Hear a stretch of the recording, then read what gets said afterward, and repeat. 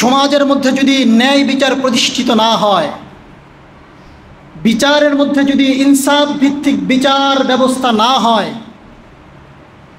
তাহলে মানুষ ইসলামের বিধিনিষেধ পালন করতে পারবে না। আর ইনসাফ ভিত্তিক বিচার ব্যবস্থা তখনই হবে যখন ইসলাম যেই বিচার ব্যবস্থা দিয়েছে, ইসলাম যেই বিচারকী কার্যাবলী দিয়েছে, এই অনুযায়ী যখন কোনো মানুষ, কোনো রাষ্ট্র যখন তার রাষ্ট্রের বিচার ব্যবস্থাকে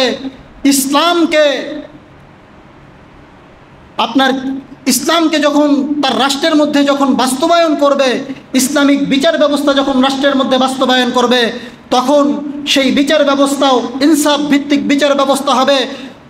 আর যখন ইনসাফ ভিত্তিক বিচার ব্যবস্থা হবে, তখন মানুষ তাদের ন্যায্য অধিকার ফিরে পাবে। মানুষ অন্যায়ভাবে কারো উপর জুলুম নির্যাতন করতে দ্বিধাবোধ করবে, কারণ তার চিন্তায় থাকবে যে আমি অন্যায়ভাবে কাউকে জুলুম করলে ইসলাম আমাকে যেই শাস্তি দিয়েছে সেই শাস্তি দিবে। আমি যদি অন্যায়ভাবে কাউকে জুলুম করি, আমি উকিলকে টাকা খাইয়ে পার পেয়ে যাব, এই সুযোগ আর থাকবে না। যখন ইনসাফ ভিত্তিক বিচার ব্যবস্থা চালু হয়ে যাবে, তখন আমলারা, রাষ্ট্রীয় আমলা যারা আছে, তারা কোটি কোটি টাকা দুর্নীতি করার দুঃসাহস দেখাবে না। কারণ তারা চিন্তা করবে যে আমি যদি এইখানে যদি দুর্নীতি করি, আমি যদি এইখানে কোনো প্রকারের রাষ্ট্র বহির্ভূত কোনো কাজ, যদি আমি রাষ্ট্রের আইন বহির্ভূত কোনো কাজ করি, তাহলে আমাকে শাস্তির আওতায় দাঁড়াতে হবে।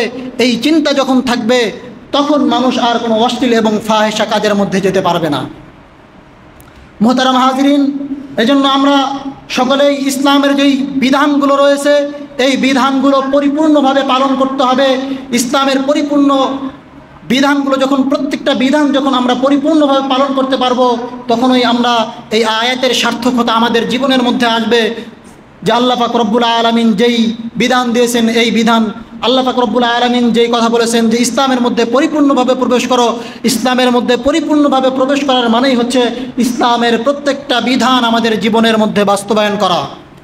আল্লাহ পাক রব্বুল আলামিন আমাদের সকলকে ইসলামের প্রত্যেকটা বিধান পরিপূর্ণভাবে আমাদের ব্যক্তি জীবনে, আমাদের সামাজিক জীবনে, আমাদের রাষ্ট্রীয় জীবনে বাস্তবায়ন করার এবং বাস্তবায়ন করার চেষ্টা করার তৌফিক দান করুন।